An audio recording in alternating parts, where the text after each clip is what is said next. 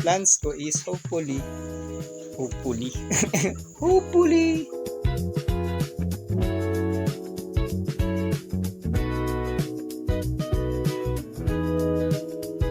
Yo, what's up guys? Yan, magandang gabi sa inyo. So, ngayon, may naisip ako.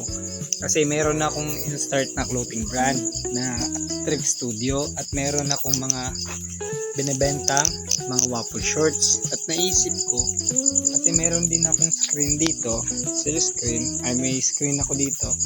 Meron tayong ink. So, isip ko, what if tatakan ko to siya?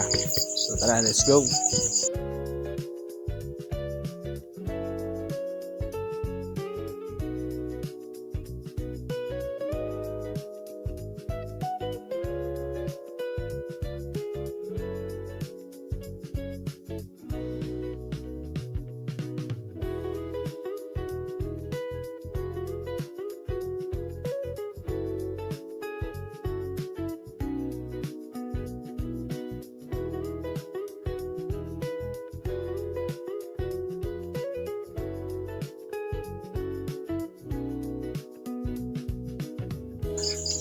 May gano'n na, may tatak na yung waffle short.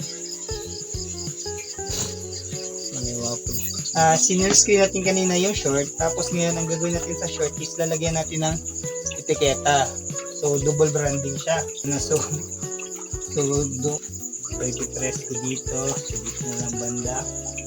Hindi natin yung ating malakasang press. Press natin ng 30 seconds. 15, 20. Natin ulit ng 10 seconds. 1, 2, 9, 10.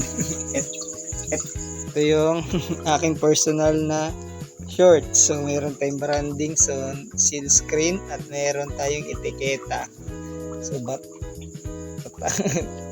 nagbakat talaga yung yung press, yung init.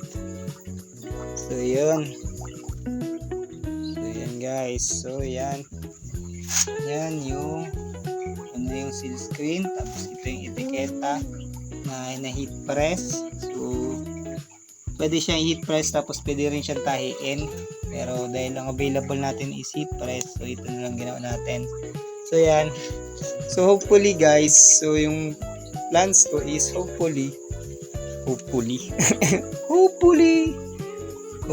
guys, Thrift Studio natin niya magawa. Ito kasi Axe 36 is personal ko siya, na parang suot-suot ko lang.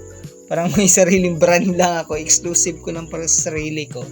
Para mayroon akong exclusive na brand na ako lang yung susuot. Ganun ako kano. Parang sa akin kasi bilang nag-start ng clothing brand, gusto ko rin may parang ako lang meron nun. Tapos sarili ko lang din. So sa akin yan, for personal yan.